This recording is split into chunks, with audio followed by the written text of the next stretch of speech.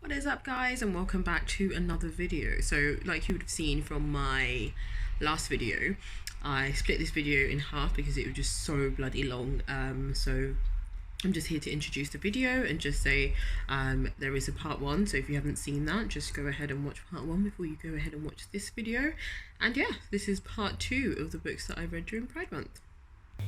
The next book I'm going to speak about is Unicorn by Al-Kadhi, the memoir of a Muslim drag queen. I love this book. I gave this book also 4 out of 5 stars, and honestly I feel like I could read this again and again because I really loved it. So I got this book at an event when I was working last year for HarperCollins, and I actually met Amru.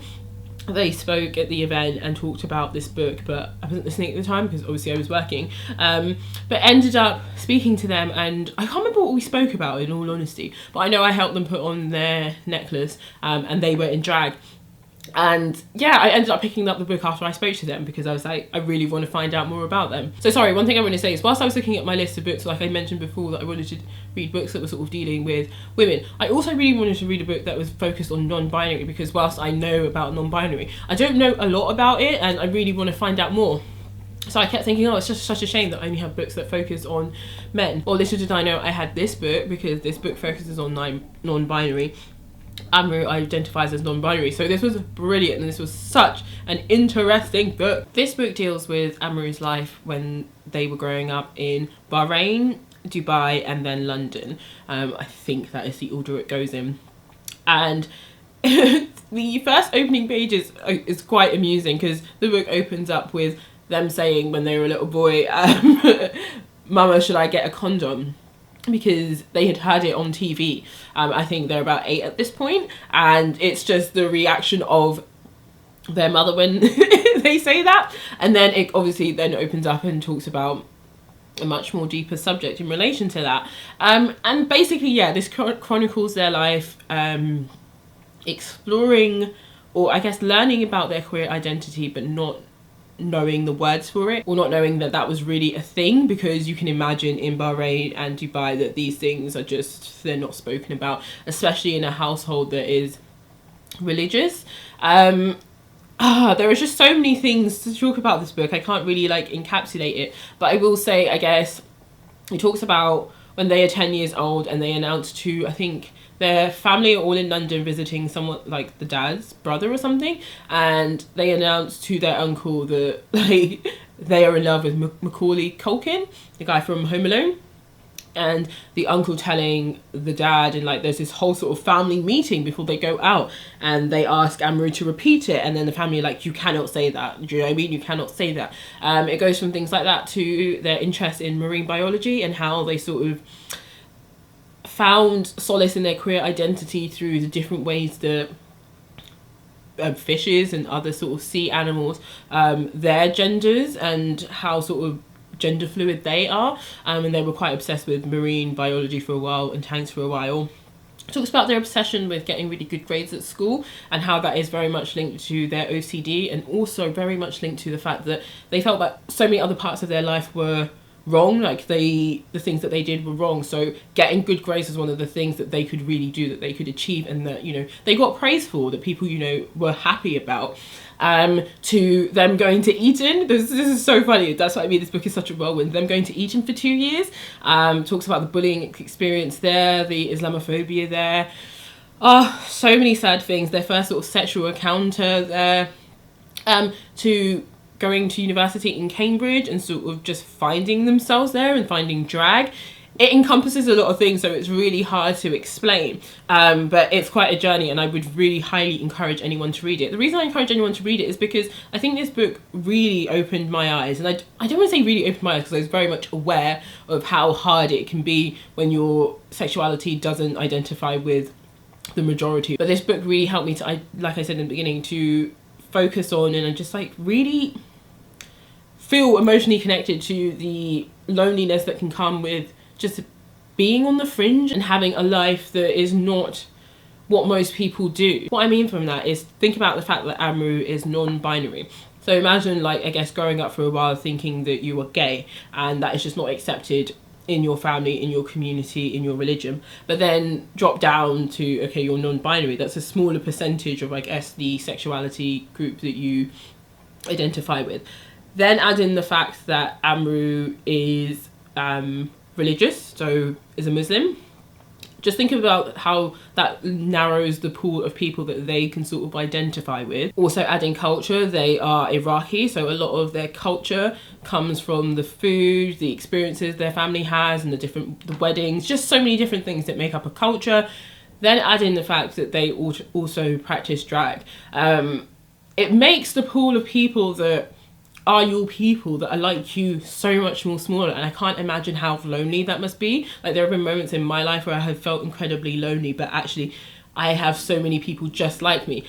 Amru really manages to convey in this book intersectionality, and I was just like, just the many ways that your identity doesn't align with other people's, and how that makes you even more marginalized in your group. Amru does have people that they are friends with all over. It's not just obviously people that are gay, etc., and things like that. But this book really highlighted that to me, and I just thought about how I don't know, like how small that world must be. I think I'm just blabbing on a lot too much about this book, but I guess what I want to close with is one of the really interesting points they highlighted was about pride in general, and how pride is actually very white-centered, and I'd never given thought to that. I'd never thought about that. But also they talk about drag and how a lot of men who are gay don't like men who practice drag. So, you know, there's just so many politics within it that I just wasn't aware of, and they brought up so many things to my attention. But also I just found the book really funny. They are really funny. They write so well. This is one of the reasons I gave the book 4 out of 5 stars. The writing in this, I think, is stunning. And I mean, it's evidenced by how hard they worked at school. When I say they were working to smash out grades, like they were going to bed at 2 a.m. and then getting up for school. Like in the UK, schools usually start around like 9, half 8 and things like that. So they were working so hard, and this book is just a whirlwind. There's so much experience in here, there's so much life that has been lived in here, and I think they are only like 29, so maybe the same age as me. Absolutely brilliant. The only reason I actually ended up giving this book 4 stars were there were moments when it was so obvious of the privilege that they had, and you know, I think that's probably a good balance in terms of what they experienced in their life. Like, thank God they weren't also poor, because I imagine life could have been much harder. But at some points the privilege was a bit overwhelming. I was a bit like, you wouldn't have been able to get through that if you know, weren't secure financially. But what can you do? You can't blame someone for having privilege, but that is the only reason I knocked a star down, because at some point I did feel, And I saw quite a few sort of comments about this book. If you're interested in the book in regards to drag, a lot of people were saying that the book doesn't really contain a lot about drag and like being a drag queen. And I agree, I wasn't really reading the book for that, so I didn't feel let down by that. But they talk about their sort of life and how they found drag in Cambridge, but I feel like it's glossed over quite a bit, and I mean, that was fine for me, but other people I saw did have that complaint. But I think it's in there because that is what they mainly do now, and that's what they really strongly identify their identity with. I'll finish off on this point about drag, which I really like. They talked about a lot of the time when they used to dress in drag, that their sort of expression was based on white women.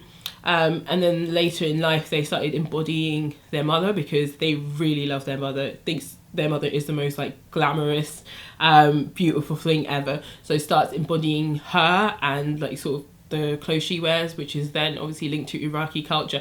And I liked that. I like that sort of foundation in their culture and that sort of centering away from whiteness. So I thought this was a really interesting book, and really interesting to read another perspective that wasn't I guess African American, that wasn't white. This is an entirely new sort of perspective for me, and I really enjoyed this book. Whew, I feel like I just waffled on a lot about that book, so I'm really sorry. The final book I'm going to speak about is Memorial by Brian Washington. I gave this 1 out of 5 stars. I really didn't enjoy this book at all. Like, I was reading it thinking, please let me just finish this book.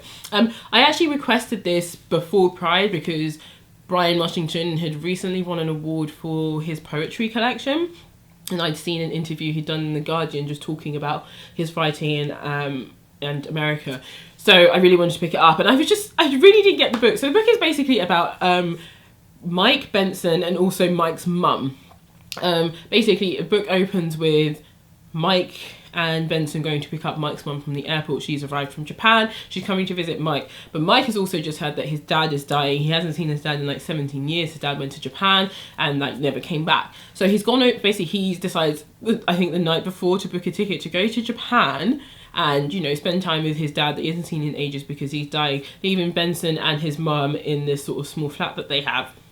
And so it's also a bit odd for, obviously, for Benson and the mum.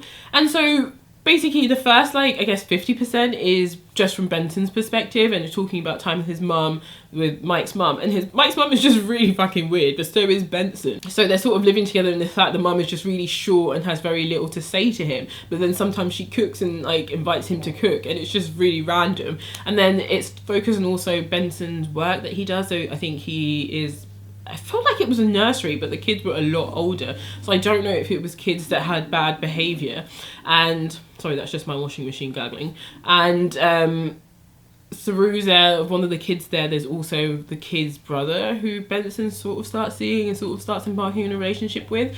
And through that story, you find out more about Benson and his family. And then, like, I think maybe about 50% of the other way of the book, you get Mike's perspective, and he's in Japan. He's caring for his dad. His dad is like a bit rude to him and brusque in the beginning, but he's an old man who's obviously dying, so maybe his sort of manner isn't what you would really expect from someone who hasn't seen their son in 17 years. Eventually they sort of get on and they sort of have a routine. His dad owns a bar, so whilst his dad is sort of slowly becoming more frail, Mike takes over on the bar and just like meets the other sort of locals there and things like that. As the story is going on, you're finding out that Mike and Benson had a really huge argument before, like, Mike basically booked his ticket and before his mum came over. So you're sort of dealing with that sort of aspect and that sort of fallout.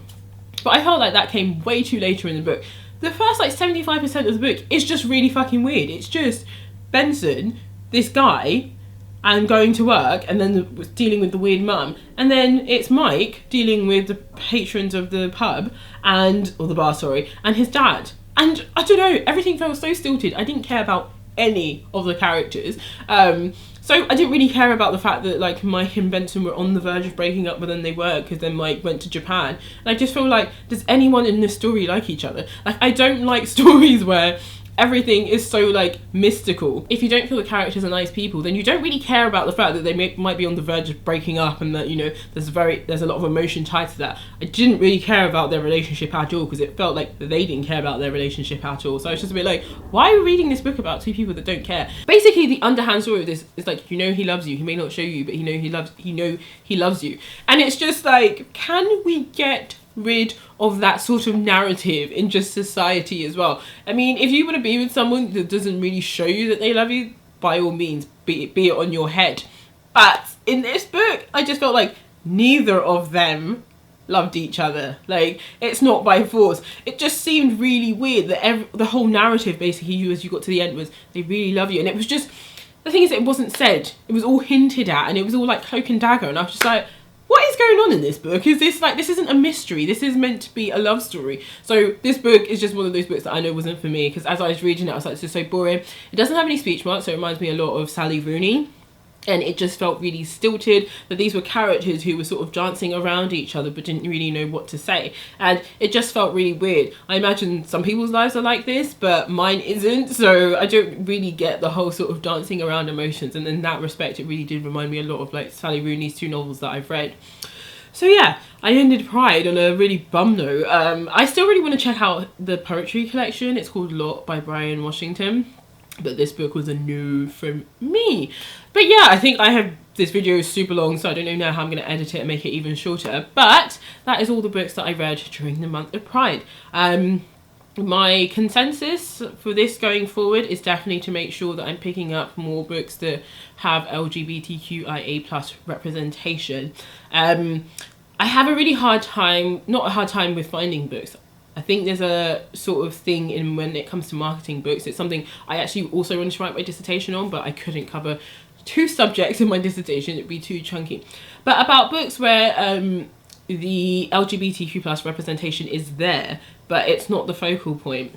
But the issue with this, I guess, is the fact that publishers don't really tend to include that in their marketing. They don't intend to include that and let you know that this character has X.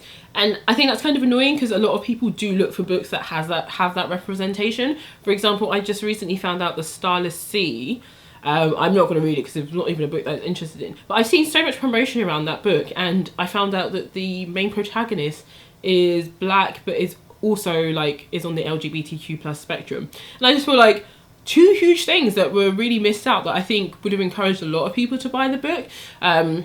But yeah, that's actually, like I said, it was something I really wanted to write my dissertation on, because it was more sparked by a panel that I went to, like a conference that I went to, sorry, where they had a panel called Transcending Genre. And I really thought about the fact that LGBTQ plus books transcend genres, because usually the books are based in fantasy, literary fiction and things like that, but then they also have their own sort of subset amongst it. But anyway, that's just me talking about that. So I'd really love to read, like, I guess, I don't know if I want to read more memoirs. I feel like I have peaked with memoir because I really love this. But I guess more novels like this I would love to read. If you have any books that you know fit the LGBTQ plus spectrum that you think I would enjoy, please do let me know in the comments. But that is it for all the books that I read during the month of Pride. Thank you guys so much for watching, and I'll catch you in another video. Bye.